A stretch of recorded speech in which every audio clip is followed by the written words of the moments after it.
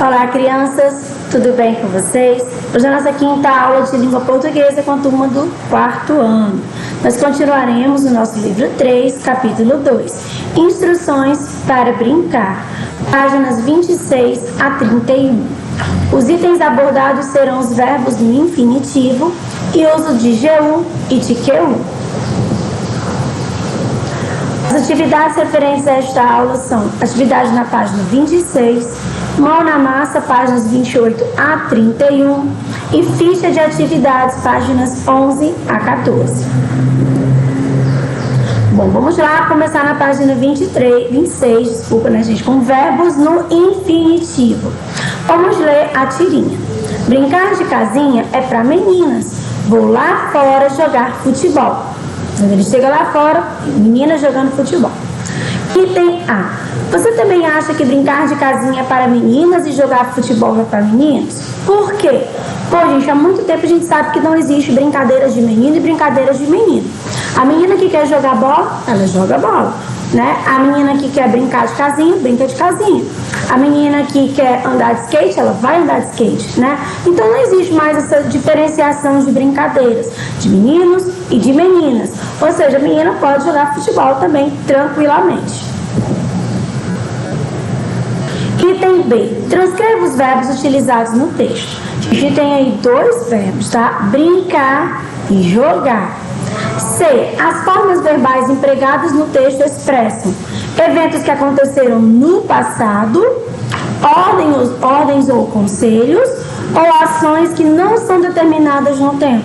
A gente pode perceber que brincar e jogar não está determinando qual é o tempo. Se é presente, se é pretérito, passado, né? Ou se é o futuro. Simplesmente está determinando a ação de brincar e a ação de jogar. Então vamos lá agora conhecer um pouco sobre o infinitivo. O infinitivo, para quem não conhece, ele corresponde a uma forma natural do verbo. Ele é como se fosse o nome do verbo, a forma como aparece no dicionário. Então assim, se você quiser, por exemplo, saber o significado da palavra andando, você tem que colocar na forma infinitiva desse verbo, e aí você procura no dicionário. O infinitivo de andando é andar, e aí você procura no dicionário andar. Ah, tia Alane, eu achei aqui o verbo falaste. Qual é o infinitivo desse verbo? Falar. E é assim que ele aparece no dicionário, tá?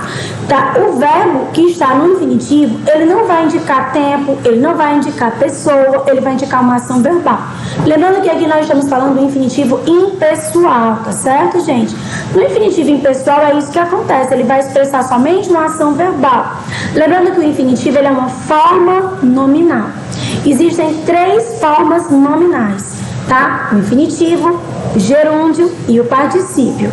E existem os modos verbais, que a gente já viu aqui no caso o modo imperativo, né? Quando a gente está estudando o texto institucional, tem o modo indicativo e o modo subjuntivo. Então, o infinitivo, ele pertence a formas nominais, tá? Aqui ele fala que os verbos no infinitivo são classificados. Na verdade, isso aqui não é uma classificação do infinitivo. O infinitivo mesmo ele é classificado em pessoal e impessoal.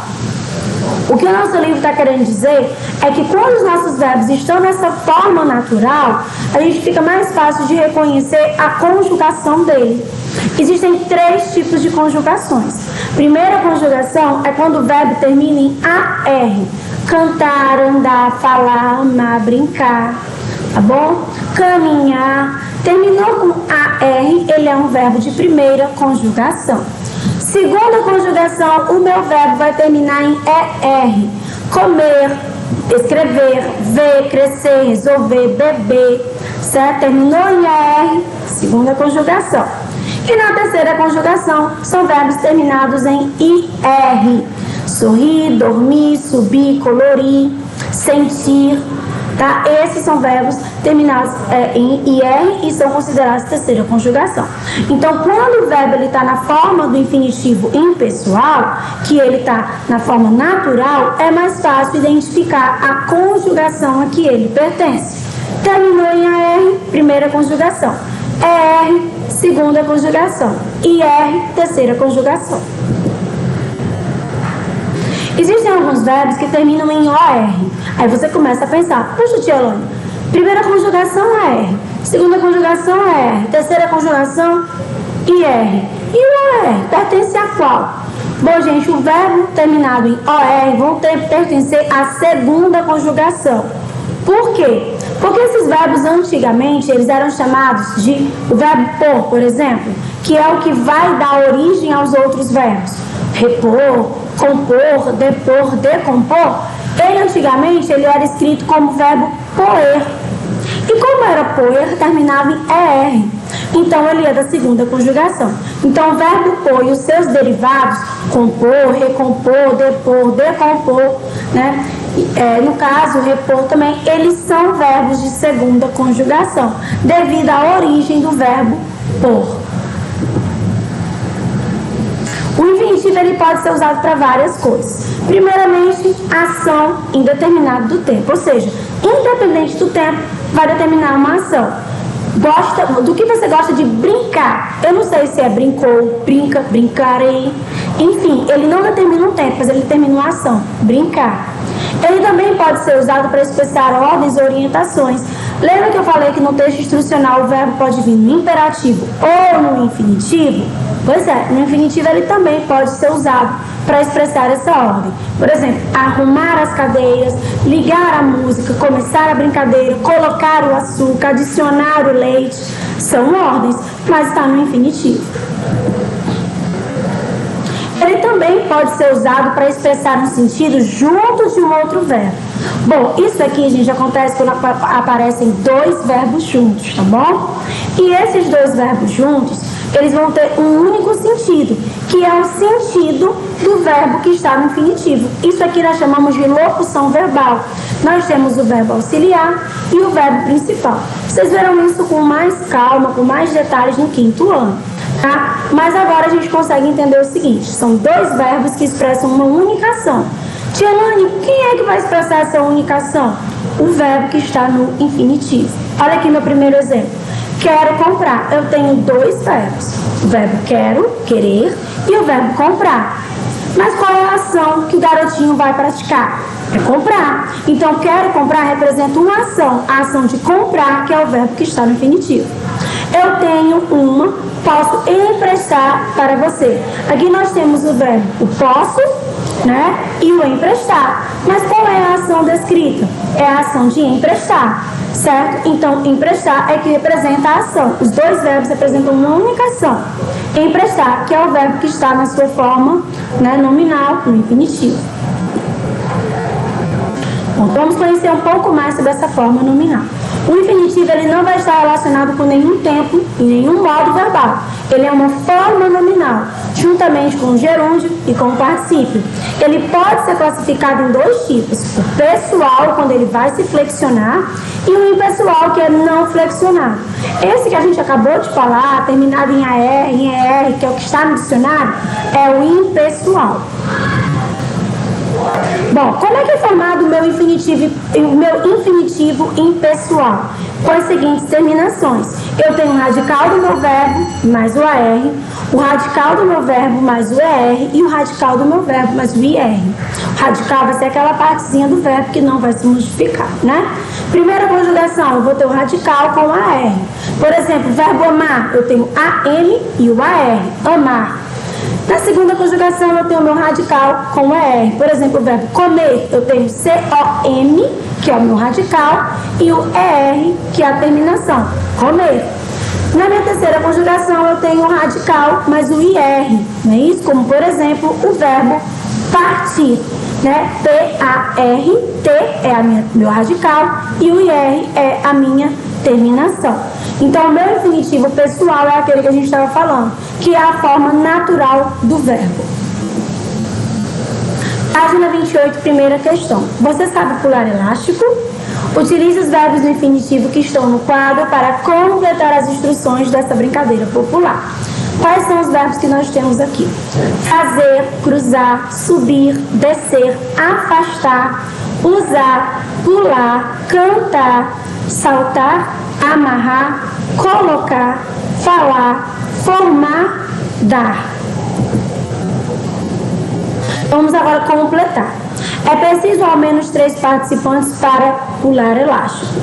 Você deve usar um elástico de aproximadamente 3 metros de comprimento e amarrar as suas pontas. Duas crianças devem se afastar, colocar o elástico ao redor das pernas e formar um retângulo. A terceira criança irá saltar sobre o elástico e fazer diferentes movimentos como subir, descer e cruzar.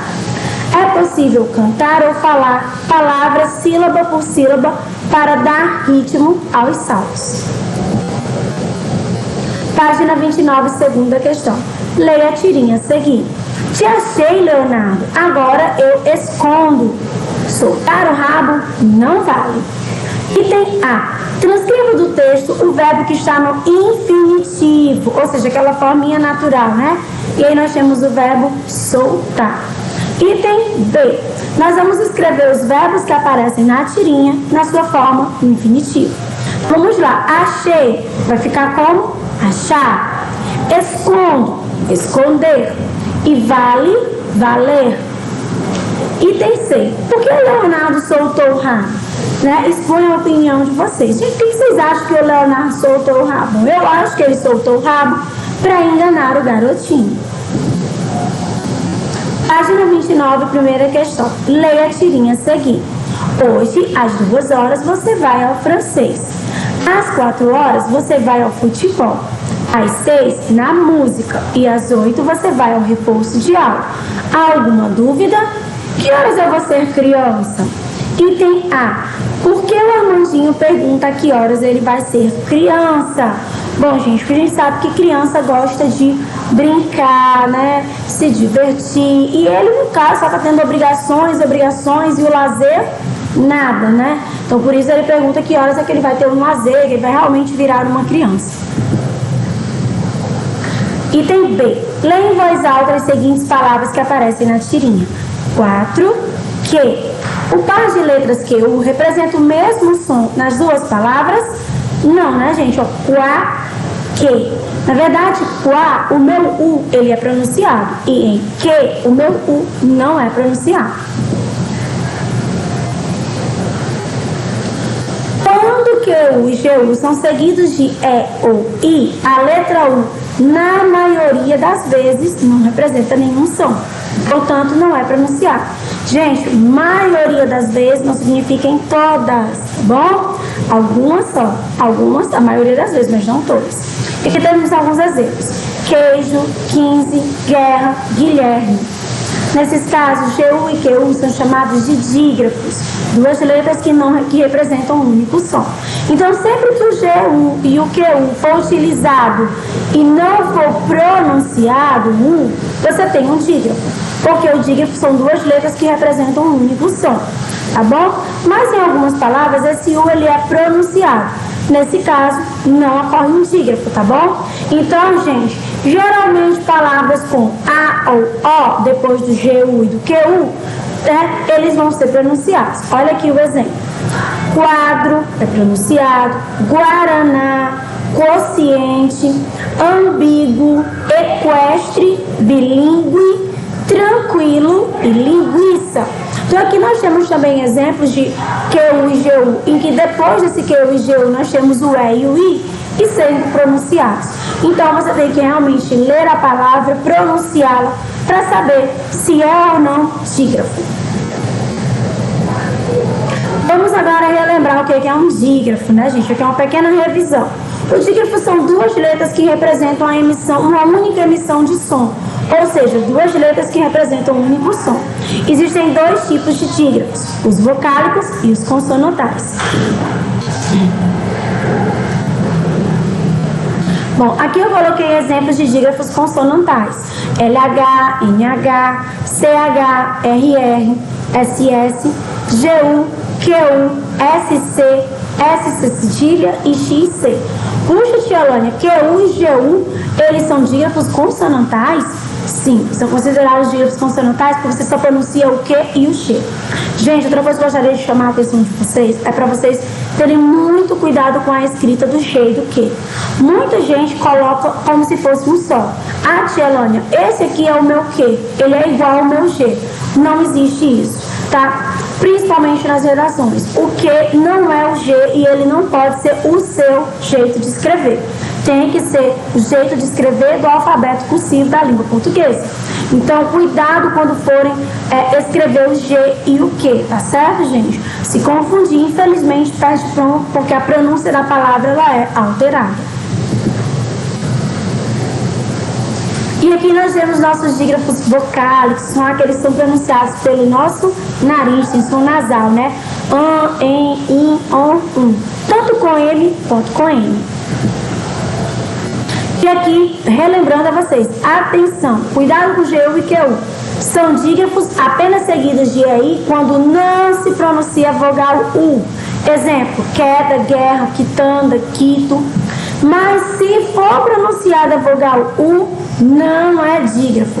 Quase, quadro, aquoso, sequoia, 50, linguiça, né? Não são dígrafos. Página 30, vocês vão utilizar as sílabas para formar 6 palavras. Atenção, não deve sobrar nenhuma sílaba. Eu coloquei aqui alguns exemplos, vocês podem colocar exemplos diferentes do meu. Quilômetro, guindaste, panqueca, guepardo, aquarela e guarani. Na segunda questão, vocês vão completar a cruzadinha com as palavras escritas com QU e GU. Eu coloquei aqui a ordem das palavras, tá, gente? Porque não dava para colocar a cruzadinha aqui, porque ela era muito grande. Vamos lá. Primeira palavra, linguiça. Segunda, aquário. Terceira, queijo. Quarta, 15. Quinta, pinguim. Sexta, formigueiro. Sétima, fogueira. Oitava, liquidificador. Nona, 14, né? 14. E décima, guitarra. Bom, gente, eu vou ficando por aqui. Agradeço a atenção de vocês. Espero que vocês tenham entendido todo o nosso conteúdo, tá? Obrigado pela atenção e até a nossa próxima aula. Tchau, pessoal!